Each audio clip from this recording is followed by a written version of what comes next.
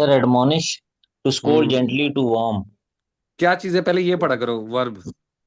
Admonish verb है, सो verb का admonish. जब वर्ब का जब भी माने लिखा जाएगा ना, तो उससे पहले टू लिखा जाएगा, क्योंकि वर्ब में क्या होता है, एक्शन होता है।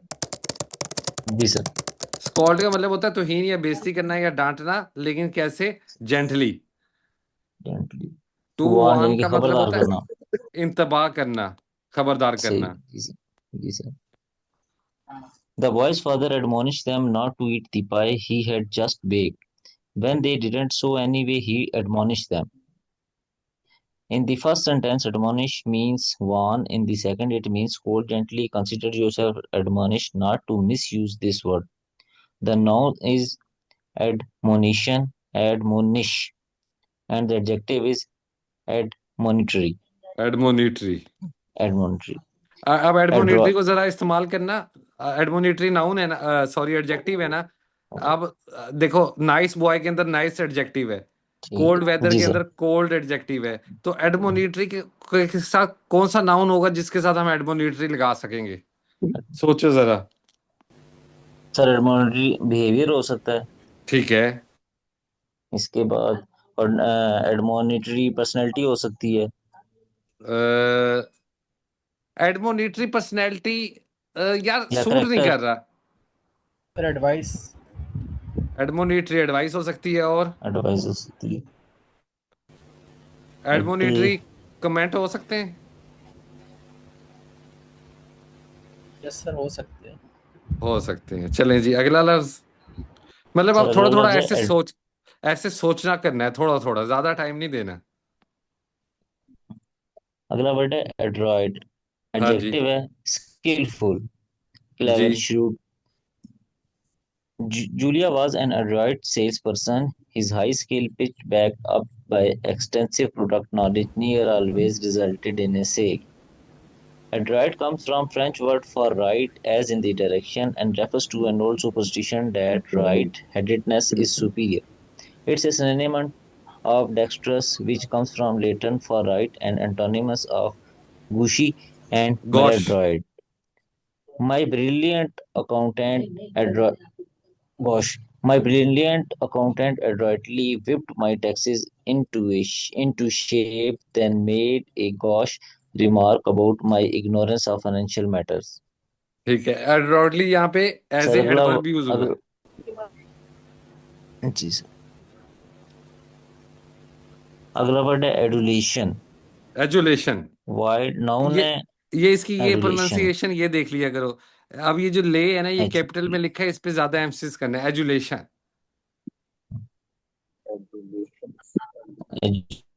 एजुलेशन नाउन हम्म। है। वाइल्ड और excessive flattery. The boss thrived on the adulation of his schemy secretary fans. एजुलेशन का मतलब है खुशामद करना। अच्छा जी। और सर यहाँ थ्राइव पे का मतलब है। Adulterate। ठीक है। सर यहाँ पे स्कीमिंग भी यूज हो रहा है लफ्ज, सर वो किस सेंस में यूज हो रहा है स्कीमिंग? स्कीमिंग स्कीमिंग जो चालें बनाने वाला हो, चाल करने वाला हो, स्कीम बनाना, चाल बनाना। Okay sir. नेगेटिव कॉनोटेशन में इस्तेमाल हो रहा है। नेक्स्ट वर्ड है adulterate. Very हाँ जी। to contaminate a verb है ये, to make ठीक impure. है। We discovered that our orange juice had radioactive waste in it. We discovered, in other words, that it had been adulterated. ठीक है। Vegetarians do not like their food adulterated with animal fats. Unadulterated means pure. Unadulterated joy is joy untainted by sadness. ये आखिरी फिक्रे का मतलब बताना।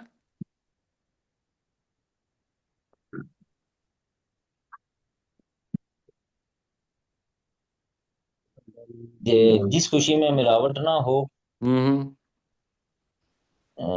वो असल खुशी है, बजाय अनटेंटेड मिलावट ज़्यादा गम की।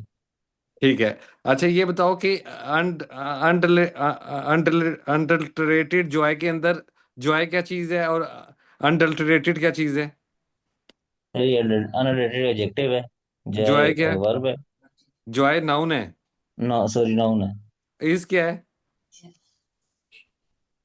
Helping helping verb. वर्ब।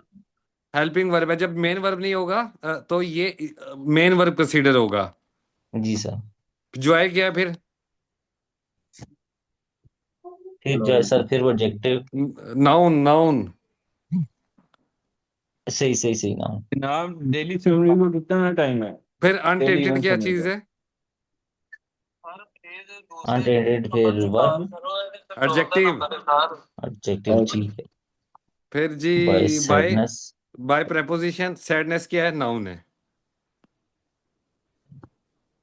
जी सर। जी नेक्स्ट। नेक्स्ट वर्ड है adverse. Hmm. Adjective and favourable antagonistic.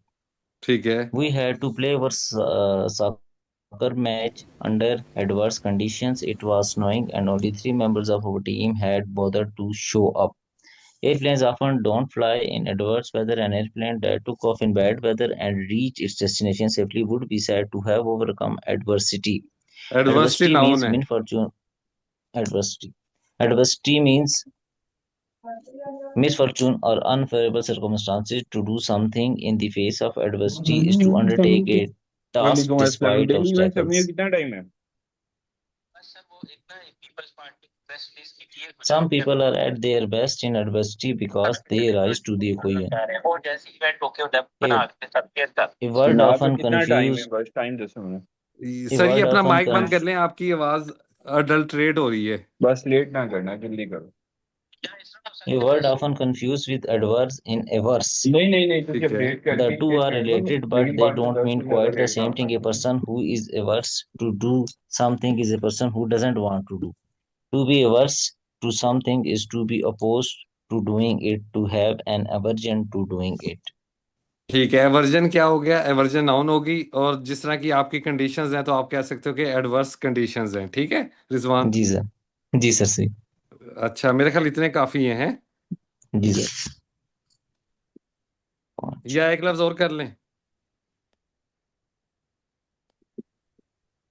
Sir कर लेते हैं, एस्थेटिक। हाँ कर लो। एडजेक्टिव है having to do with artistic beauty. Artistic. Our art professor had slightly developed a aesthetic sense. He found things to admire in paintings that to us look like garbage. Someone who admires beautiful things greatly can be called an aesthete. Aesthetic is the study of beauty or principles of beauty. देखो aesthetic को हम उर्दू में कहते हैं कि हिस्से लतीफ है। अगर मैं तुम्हारे घर आता हूँ और तुमने अपने घर की दीवार पे एक अच्छा सा पेंट किया हुआ, तो मैं तुम्हें कह सकता हूँ कि तुम्हारी एस्थेटिक सेंस बहुत अच्छी है। ब्यूटी से रिलेटेड है। इसी से एक प्रोफेशन आजकल बड़ा मशहूर हो रहा है, उससे हम कहते हैं एस्थेटिशियन। एस्थेटिशियन वो होते हैं जो ये नाक शाक और ये हड्डियां शड्डियां ठीक करते हैं, कॉस्मेटिक से आगे आपकी खूबसूरती को इन्हांस करते हैं। ठीक है सर। जी sir.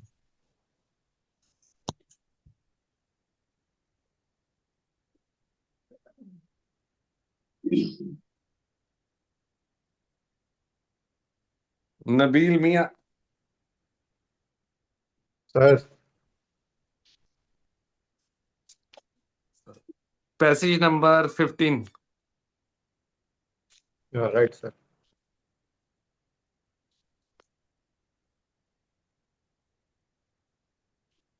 Practically all the progress that ये man सब has लोगों ने साथ made. साथ रहना है। आज हम थोड़ा सा ब्रेक करेंगे थॉट को, और फिर समझने की कोशिश करेंगे। सर कौन सी पैसे? पैसेज नंबर 15 है, पेज नंबर 17। रिजवान, जी सर। आपकी रीडिंग से मुझे लग रहा है कि आपने न्यूज़पेपर पढ़ना शुरू कर दिया है या कोई रीडिंग करना शुरू कर दी है। नहीं सर, बस कोई थोड़ा बहुत है, कोई थोड़ा बहुत कर लेते हैं। जरूर करना है यार। 25 मिनट्स तो हर सूरत करना है, उसका बहुत ज्यादा बेनिफिट होता है। जैसे अभी जी आप सर। ऊंचा ऊंचा पढ़ते हो ना, ऐसे ही पढ़ना है। जी सर। ठीक है। अच्छा थैंक यू। सर। नबील। एक रिक्वेस्ट थी सर Practically कि हाँ जी। अच्छा सर, जो भी हमने नेक्स्ट डे मतलब टारगेट पर ऐसी होगी ना, वो कहानी हमें पहले बता दीजिएगा ताकि हम मैं बता दूंगा मेंशन। यार, जमील साहब ने भी कहा था और ये बड़ी अच्छी सजेशन थी। तो ये इंशाल्लाह नेक्स्ट क्लास से मैं आपको बता दिया करूंगा। जी हमारा राइट, टाइम थैंक भी बचेगा और कॉम्प्रिहेंशन में भी इजाफा होगा। जी राइट। सर इसकी जिमन में एक क्वेश्चन था कि जैसे ये अगर जैसे आप बताया करेंगे वो तो हम सेल्फ प्रिपरेशन कर लेंगे, ठीक लेकिन है। एग्जाम में तो ऐसे नहीं ना आएगी कि हमें मौका मिले हम सेल्फ प्रिपरेशन करें, वो तो अनसीन होगी। ठीक उस है वो हम किस कॉन्टेक्स्ट में ये किया करें कि एक तैयारी करके या एक अनसीन सामने रख के चीज। यार, आप मुझे ये बताओ कि आप कितनी ट्रांसलेशन कर चुके हो मैं एक्सरसाइज 9 तक कर चुका हूँ सर पूरी। और आपका स्कोर भी अच्छा आने लग गया, जी सर। और जो आप नीचे वक्त लिखते हो वो भी कम होता जा रहा है। जी सर बिल्कुल। ये जिस वक्त एक स्टेज आएगी तो मैं आपको कहूंगा कि अब आपने सीएसएस की प्रेस ही करनी है। वो आपके लिए अनसीन होगी और आप अकेले बैठ के करोगे। तो राइट सर मेरा ख्याल राइट। ना, ट्रांसलेशन अगर कोई 9-10 कर चुका है या मतलब 2 पैराग्राफ मिला के 15-16 कर चुका है तो उसे अपनी तब्दीली नजर आ रही होगी। उसमें सर जो हिंट लिखे होते हैं वो भी अब जो है कम उनकी तरफ नजर जाती है, तो वो हाँ, भी और आहिस्ता वो आहिस्ता मजे हमें की। कम करनी। आप बेफिक्र, बस आप ब्लाइंडली ना 20-25 दिन और वेट कर लो। ठीक है मैं सर। भी आपकी जगह होता तो मुझे भी डाउट्स होते कि कैसे होगा। ये लिखने से होगा और कोई हल नहीं बिल भी। Right sir right sir. चलें सर, पढ़िएगा। Practically all the progress that man has made is due to the fact that he is mortal. ठीक है। तमाम सर तरक्की जो काइंडली कि बताइएगा सर, इंसान हम प्रेस ही कह रहे हैं सर, कौन सी प्रेस ही, क्योंकि सर मैं बहुत दिन के बाद ज्वाइन की है क्लास सर, मुझे आइडिया नहीं है सर, काइंडली थोड़ा सा गाइड। पैसेज नंबर 15 और पेज नंबर 17। सर ये प्रेस ही क्या है कि पैसेज क्या है सर? प्रेसिग है।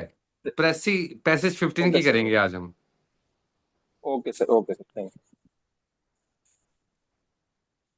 अमली तौर पर बोलें तो इंसान ने जो भी तरक्की की है वो इस हकीकत की वजह से है कि एक दिन उसको मर जाना है। ठीक है। He has recognized that he is in this world only for a little while. उसको ये बावर हो चुका है कि वो इस दुनिया में थोड़े अरसे के लिए ही है। And this knowledge has been a good to stimulate him to make diligent use of whatever talents he is endowed with. और ठीक है। ये इल्म उसको उभारता है कि वो जो कुछ भी उसके पास अता किया गया है वो उसका एक अच्छा इस्तेमाल करे। ठीक है। ठीक है, आगे पढ़ो। The secrets of nature have been wrested from अब her। यहाँ रुक जाओ। अब आपने पीछे जो 3 जुमले पढ़े, आपको लगता है कि यहाँ से राइटर थॉट शिफ्ट कर रहा है? बिल्कुल सर। कर रहा है ना? सबको पता चल रहा है ना जी ये? जी सर। ठीक है। अब आप रिजवान सईद इसकी क्या तलखीस करोगे?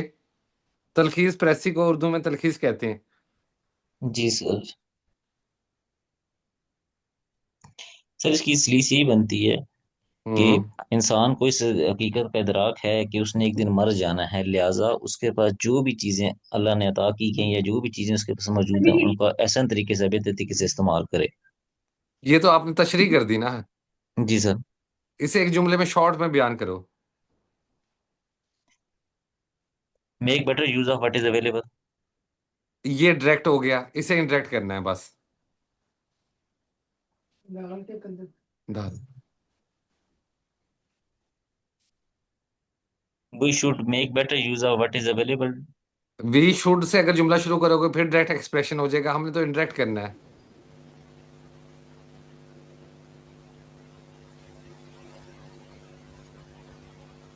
सर नहीं आइडिया। उर्दू में करो। हमें जो वसाइल दस्तयाब हैं या हमें उनका बेहतर इस्तेमाल करना चाहिए। अगर इसे उर्दू में मैं करता हूँ तो मैं कहूंगा कि इंसान की लाफानियत ने उसे मुहैया करदा वसाइल के अंदर मजीद जुस्तजू करने की, मजीद कोशिश करने की दावत दी है, जी सर ये या भी ठीक मजीद है। इल्म हासिल करने की दावत दी है। जी सर। चले नेक्स्ट पढ़ें जी। द अच्छा, सीक्रेट्स ऑफ जहां से नेचर। थॉट चेंज हो रही हो ना वहां से आप, मतलब इस थॉट से पहले पहले ये 3 लाइनें बनती हैं, बल्कि 3.5 लाइनें बनती हैं, तो 3.5 की इसमें 3.5 की लाइनों के अंदर आप इसको एक लाइन के अंदर प्रेस कर सकते हो, फिर अगली थॉट आ जाएगी, फिर उससे अगली थॉट आ जाएगी। हर राइटर इसी तरह लिखता है। फिर कभी सर कभी एक ऐसे भी रिक्वेस्ट होता है थी कि इधर से। उसने एक थॉट लिखी तो एक थॉट के बाद उसने उसकी जो है आर्गुमेंट्स दिए, तो फिर वो आर्गुमेंट्स अगर आपको इंपॉर्टेंट लगते हैं तो आप लिखें, नहीं लगते तो ना लिखें। राइट सर एक राइट। रिक्वेस्ट थी इधर से। जी जी। सर मुझे इसी तरह के उसमें पैसेज मैंने 2 बार भेजा है, दोनों बार मेरा बड़ा वर्स्ट किस्म का उसका वो था, मतलब मैं नहीं कर पाया उसे ना। ठीक तो है। अगर जिस तरह अभी ये 3 लाइंस की आपने बात की, अगर इसका को मतलब हमारी लर्निंग पर्सपेक्टिव से अगर को बता दें कि इनडायरेक्ट स्पीच में इसको हम क्या लिखेंगे, तो मतलब वही प्रैक्टिस वही तो तो बाद में होगा लैंग्वेज। हाँ वही तो आप लोगों से ट्राई करा रहा हूँ। सर वही हो नहीं पा रहा ना। 10वीं बार हो जाएगा, 12वीं बार हो जाएगा, होगा लाजमन, ये मैं बता दूं, इसी नॉलेज के साथ होगा। आपको किसी कोई एक्सटर्नल वो नहीं चाहिए सपोर्ट। राइट सर, ठीक है सर। चले नबील मियाँ। The secrets of nature have been wrested from her brooding her fingers ग्रजिंग। by men, grudging, grudging fingers by men who, knowing they we mortal, have sought to comprehend the mysteries of the world around them, in the hope that knowledge might enable them, if not to circumvent death, at least to ameliorate the asperities of life for themselves and others. ठीक है, इसमें से कोई लफ्ज नहीं पता तो मुझसे पूछो। काफी सर नहीं पता है इसमें से। जो नहीं पता वो पूछो। The secrets of nature have been wrested from her grudging. Grudging का सर ग्रजी का मतलब होता है तंग करने वाली, चुभने वाली, रगड़ खाने वाली। कुदरत के जो राज हैं वो रेस्टेड उजागर होना सर, उजागर होना।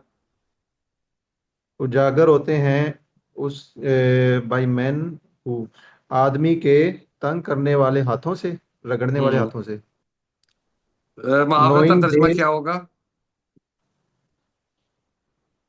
आदमी की कोशिश कोशिश करने से कुदरत के राज अफशां होते हैं। बिल्कुल ठीक है, मुहावरतन तर्जमा ये होगा। सर ये इधर हर ग्रजिंग फिंगर्स किस नेचर, सेंस में यूज होता है? यार जो लिटरेचर में ना हम कहते हैं मदर नेचर। बिल्कुल ठीक है सर। सन को भी जैसे हर सर कहते हैं इसी को। हाँ, तो मदर नेचर के लिए हम हर इस्तेमाल कर रहे हैं यहाँ पे, या राइटर राइट इस्तेमाल करता है। Sir, right sir. सिटी के लिए भी सर, और नेचर के लिए भी, सबके लिए हर ही होता है ना सर। हर ही होता है। Right. Knowing they we mortal have sought to comprehend the mysteries of the world, ये जानते हुए कि हम फना होने वाले हैं, पानी है।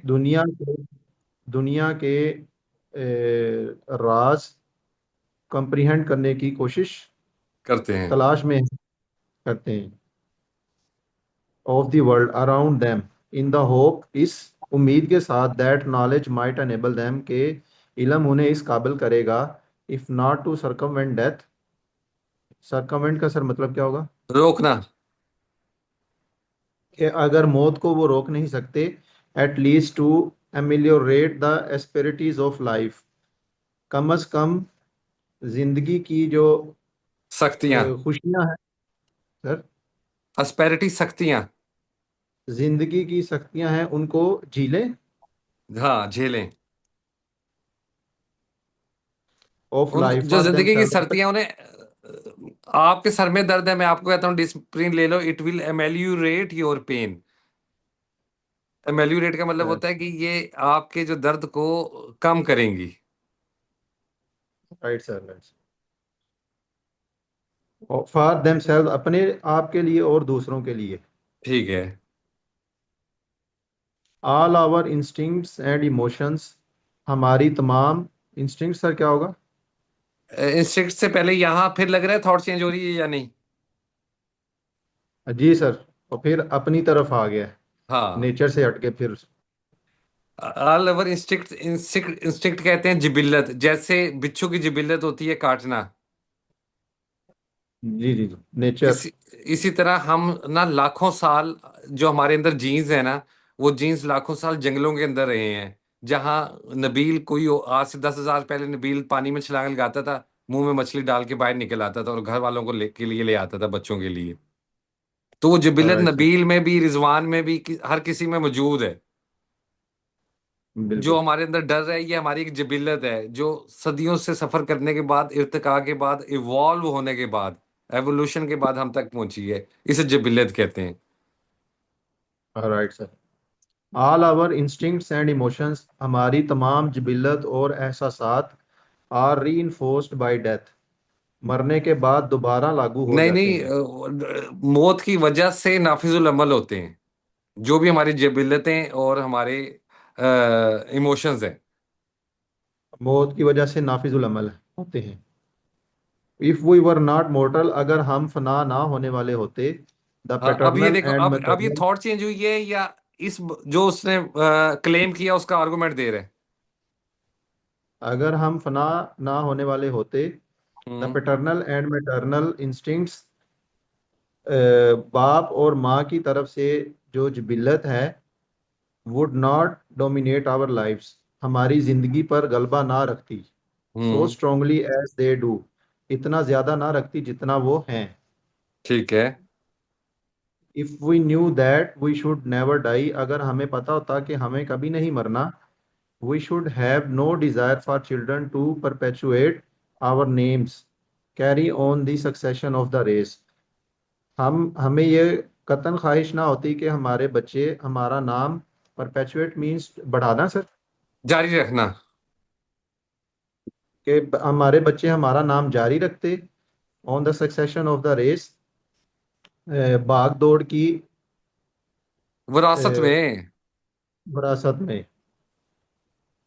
नस्ल के दस अंदर, आने वाली नस्ल। अल्टीमेटली, इसलिए हाँ जी। इसलिए बिलाकर we should arrive at a world without a child, हम एक ऐसी दुनिया में आते हैं जहाँ कोई बच्चा नहीं, and a world without a child would be a place, और बच्चों के बगैर दुनिया ऐसी जगह होगी, in which there was no call for some of the most.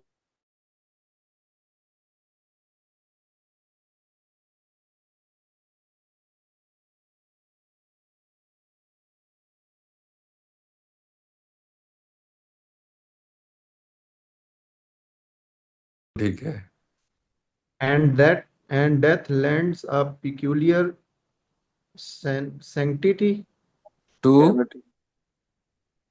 No. And death lends a peculiar sanctity है सर लफ्ज, हाँ, सैंक्टिटी है। टू ह्यूमन लव, और मौत उधार देती है। ना peculiar ना, sanctity क्या होगी सर? पहले पहले पेक्यूलर का क्या मतलब होता है? peculiar सर नहीं पता इसका। हाँ नबील, तुम और मैं ना सैर करने जाते हैं नॉर्दर्न एरिया स्कर्दू की साइड पे, वहां पे बैरन किस्म के ना, बंजर किस्म के पहाड़ हैं, बड़े ऊंचे ऊंचे। मैं तुम्हें कहता हूँ ये बड़े पेक्यूलर हैं। पेक्यूलर का मतलब होता है अजीबो गरीब। हैरत सर अंगेज भी सर सर कह सकते हैरत हैं। अंगेज भी कह सकते हैं, वियर्ड भी कह सकते हैं। पेक्यूलर सैंक्टिटी का मतलब होता है तकद्दुस। लैंड्स का मतलब यहाँ पे उधार नहीं है, बल्कि एक दलील या इस तरह के हवाले से लिखा हुआ है कि जो मौत है ना, वो जो इंसानी मोहब्बत है, इंसानी लव है, उसको पेक्यूलर तकद्दुस देती है, अजीब व गरीब से तकद्दुस दे देती है।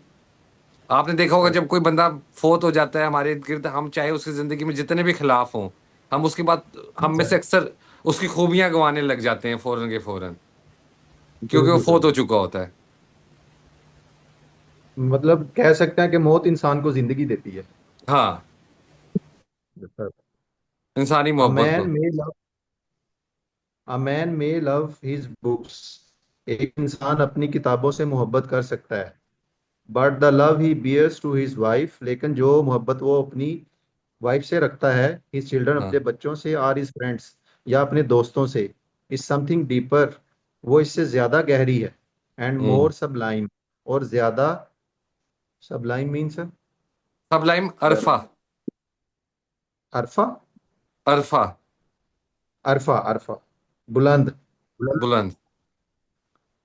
it is a love intensified and purified by the thought that human life is finite thing, ये वो मोहब्बत है जो कि शदीद है और खालिस है, इस सोच के साथ कि इंसानी जिंदगी एक महदूद चीज है, which may at any moment be touched by the finger of death, जो किसी भी लम्हे मौत का मजा चख सकती है। मौत का मजा चख सकती है। साद सुलेमान, तुम्हारे सामने ये प्रेसी थी?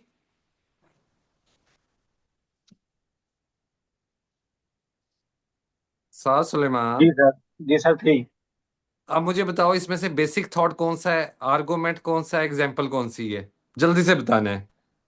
सर इसमें बेसिकली जो पहले इसने नेचर को डिफाइन किया है ना, नहीं वो नहीं, एक ऐसे नहीं बताना। देखो, पहली 3 लाइन थी, उसमें एक थॉट थी। सही दूसरी सर। जो लाइन थी उसके अंदर सीक्रेट्स ऑफ नेचर से लेके ऑल ओवर इंस्टिंक्ट जहाँ पे शुरू हो रहा है वहां पे दूसरी थॉट थॉट थी। फिर ऑल ओवर इंस्टिंक्ट से लेके आखिर तक एक थॉट थी और उसके एग्जांपल्स थी।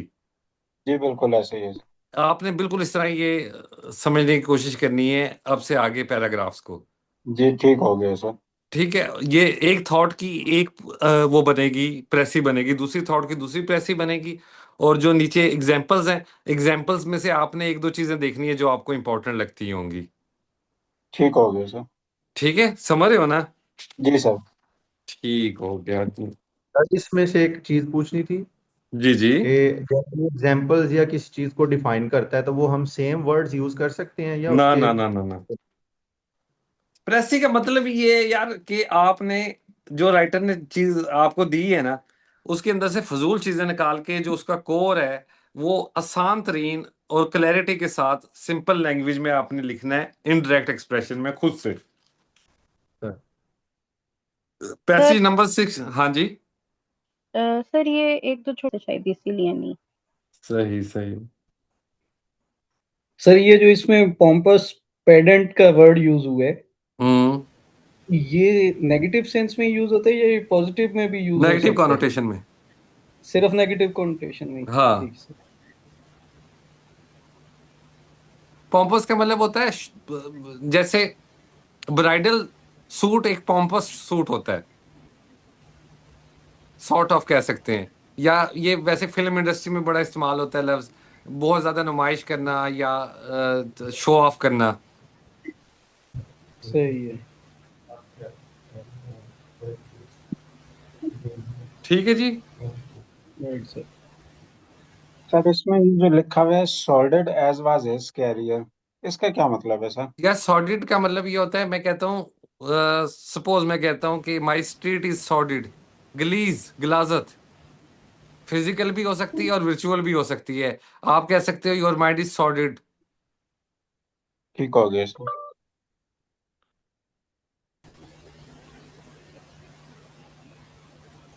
अच्छा, ये पैसेज 16 और 15 प्रेजेंट टेंस में होंगे डेफिनेटली, क्योंकि इसमें जेनेरिक चीजें हैं।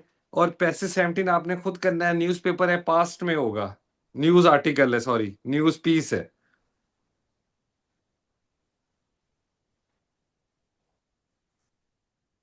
तीन प्रेसेस होगी हमारी सर।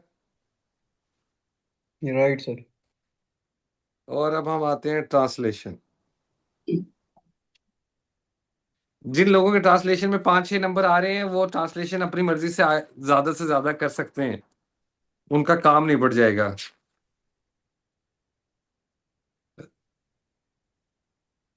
साद सुलेमान, हमने कहाँ कहाँ तक कर लिया था ट्रांसलेशन? सर मैंने आपकी लास्ट क्लास नहीं ले पाया, इसलिए मुझे आइडिया नहीं है कि लास्ट क्लास में कितना हुआ क्यों नहीं ले पाए? मैं आपको याद करता रहा हूँ। है। सर बस वो आज की कुछ तैयारियों में मसरूफ था, वो चीज़ें ले रहा था, शॉपिंग में था। अच्छा, हज ड्यूटी पे जा रहे हो? जी सर। वाह भी वाह, कहाँ से हो आप, किस मिनिस्ट्री से हो? सर एचबीआर से हूँ मैं।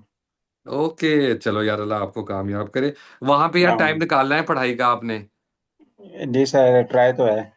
अगर क्लास ना भी ले सको तो काम जरूर करते रहना यार। जी इंशाल्लाह सर ट्राई करूंगा। कॉन्सेप्ट तो अभी आपको समझ आ ही गए होंगे। काम जी बड़ा सर। इंपॉर्टेंट है, प्रैक्टिस बहुत इंपॉर्टेंट है। अच्छा जी, पैसेज नंबर, एक्सरसाइज नंबर 10 से पढ़ना शुरू कर दें।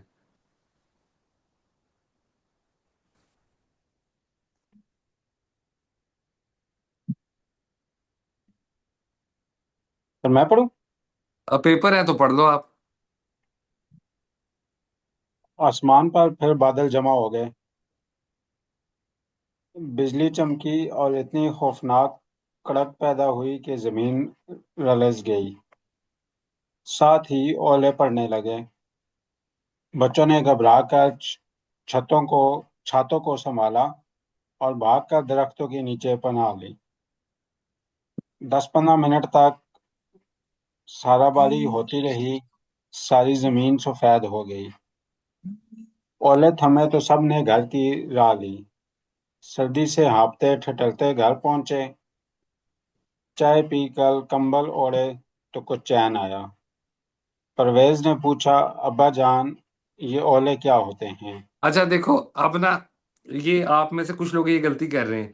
अब सारा पैसेज है ना उर्दू पास्ट में चल रहा है, तो हमने भी पास्ट में करना है। लेकिन जब डायलॉग होगा ना, तो डायलॉग जिस टेंस में वो बात कर रहा है ना, उसी टेंस में आपने इन्वर्टेड कॉमर्स लगा के उसकी ट्रांसलेशन करनी है, या फिर आप उसे इंडायरेक्ट बनाएं। ठीक हो गया सर। ठीक है सर, आगे। अब्बा जान, ये ओले क्या होते हैं? बोले, ये बारिश के कतरे हैं, मगर ऊपर फिजा में इतनी सर्दी हो गई है कि ये जम गए और ओलों की शक्ल में जमीन पर गिरने लगे। अब्बा की बातें सुनते सुनते परवेज की आंख लग गई।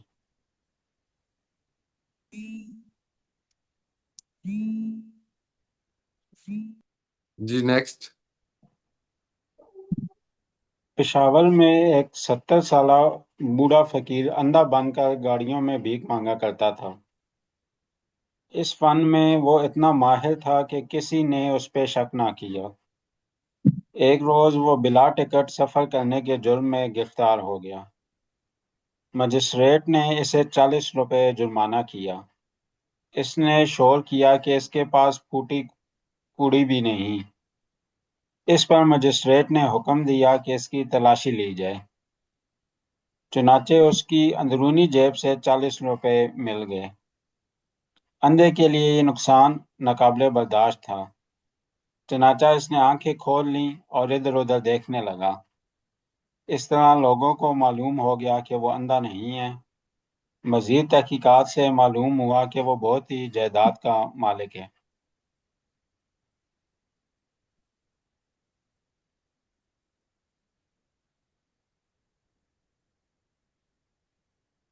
जी नेक्स्ट।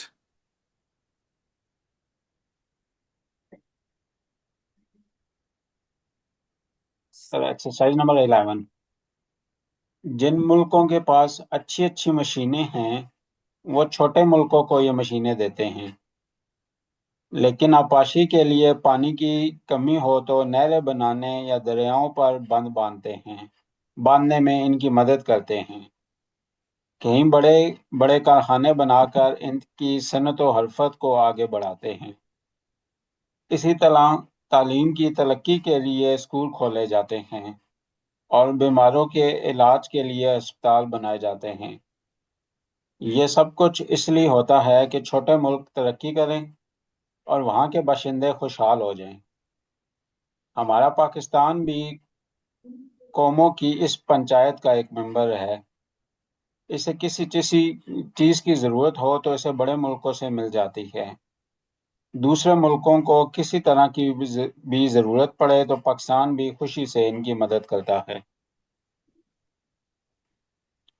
बी पार्ट सर इसका। हाँ जी। छुट्टी होते ही बच्चे बाग में आ जाते। इन इस बाग से बहुत मोहब्बत थी। शाम तक वो इसमें खूब जी भरकर खेलते। बाग बहुत कुशादा था। इसमें नरम नरम हरी हरी घास उगी हुई थी। दरमियान में रंग बिरंग फूलों की क्यारियां थीं, जो बाग की खूबसूरती को दोबारा करती थीं। इस बाग में 12 के करीब सुर्ख सेब के दरख्त भी थे।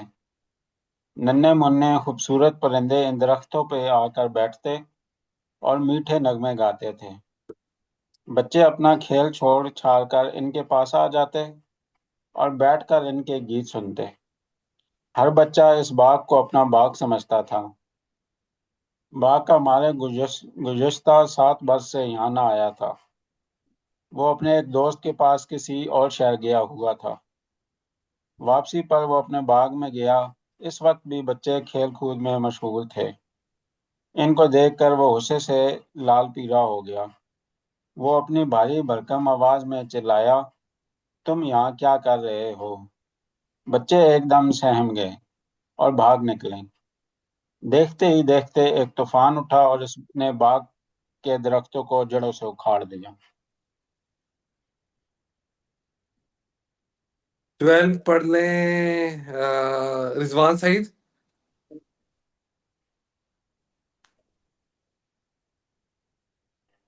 जी सर। आप 12 से पढ़ लो 14 तक। 12 से 14 सर, एक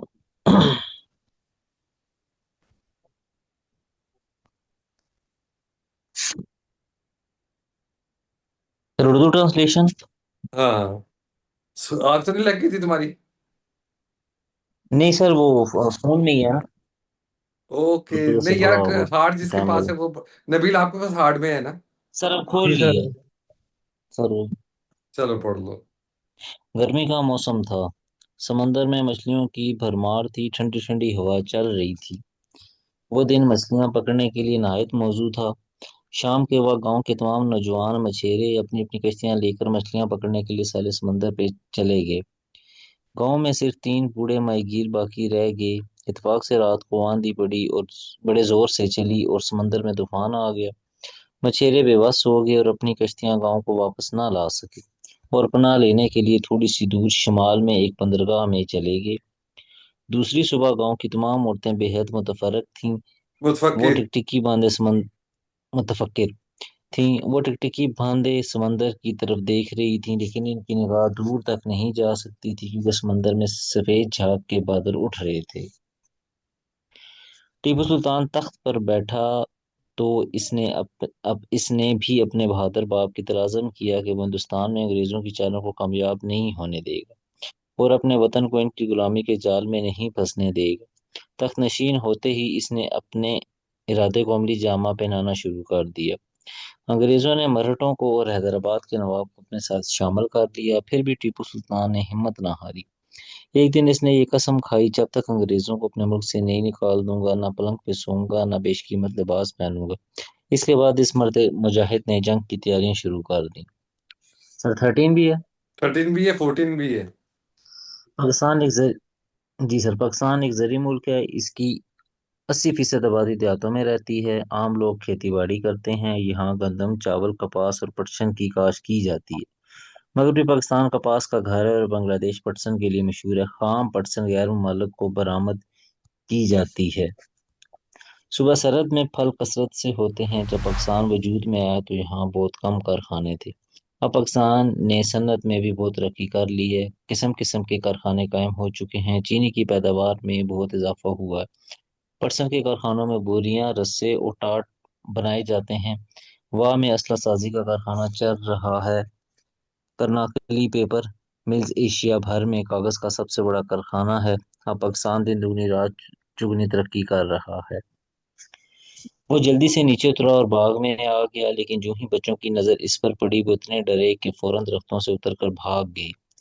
बहार पर खजा में बदल गई। परिंदे भी इधर उधर उड़ गए, लेकिन वो छोटा बच्चा ना भागा। इसके दिल में खौफ ना था। बाग का मालिक आस्ता आस्ता चलता हुआ इसके पीछे पहुंच गया और फिर बच्चे को उठा के दरख्त पर बिठा दिया। दरख्त फौरन ही खूबसूरत शगुफों से लद गया और नन्हे बच्चे ने खुशी में अपने हाथ फैलाकर इसकी गर्दन के गिर्द डाल दिए। दूर से बच्चों ने जब ये देखा तो कि ये शैतानुमा इंसान अब बुरा नहीं रहा, तो वो भी दोबारा बाग में आ गए और इनके साथ ही बहार का मौसम भी आ गया। ये देखकर बाग के मालिक ने कहा, बच्चों अब ये तुम्हारा बाग है और हमेशा के लिए ही रहेगा, क्योंकि बाग की बहार सिर्फ तुमसे ही है। गांव के लोगों के लिए एक बड़ा खौफनाक दिन था। अभी लोग फजर की नमाज अदा करने के बाद घरों को लौटे ही थे कि मशरिक से फिर भिन बनाती हुई आवाजें सुनाई दी। ये आवाजें ऊंची होती गईं। ऐसे मालूम होता था कि बसें तेजी के साथ गांव की तरफ आ रही हैं। कुछ लोग मकानों की छतों पर चढ़ गए। उन्होंने देखा कि फौजी टैंक तेजी से गांव की तरफ आ रहे हैं। थोड़ी देर में गांव के सब लोग एक मकाम पर इकट्ठे हो गए। उन्होंने फैसला किया कि बच्चों और औरतों को किसी महफूज मकाम पे भेज दिया जाए। बचपन ही से मुझे बहरी जिंदगी का बहुत शौक था। जब मेरी उम्र 18 साल की हुई तो मेरा दिल घर के आराम और साय से उकता गया। मैं चाहता था कि घर से दूर भाग जाऊं और स्याहों और मलाओं की जिंदगी इख्तियार करूं। एक दिन मैंने अपनी वालदा से अपने इरादे का इजहार किया। इनकी आंखों में आंसू आ गए और इसने मुझे छाती से लगा लिया। जब ये खबर मेरे वालिद को पहुंची तो उन्होंने मुझे अपने पास बुलाया और कहने लगे, बेटा, मेरी जिंदगी पर खतरा है, पुरखतर है। तुम इस ख्याल को तर्क कर दो। वालिद साहब के अल्फाज सुन के मैं खामोश हो गया, लेकिन अपने ख्यालात से रिहाई पाना मेरे लिए आसान बात ना थी। एक साल तो उसी तरह गुजर गया। आखिर में कोलंबस की खिदमत में हाजिर हुआ। वो नई दुनिया की तलाश में एक बहुत बड़े बहरी बेड़े के हमरा रवाना होने वाला था। मैंने इसे अपनी खिदमत पेश की। इसने मुझे रास्ते के खतरात से आगाह किया, लेकिन मुझे एक जुनून था और मैं हर कीमत बहरी जिंदगी इख्तियार करना चाहता था। ठीक हो गया सर। 4 एक्सरसाइजेस होगी, डेली बेसिस पे काम कीजिएगा, प्रेस जरा मजे की बना के भेजिएगा, तो हमारा सफर इंशाल्लाह बड़ी जल्द हम अपनी गोल्स को अचीव कर लेंगे। अपना ख्याल रखिएगा, वोकैबलरी अच्छे तरीके से करनी है। ठीक है सर, सैटरडे को मिलते हैं। Thank you.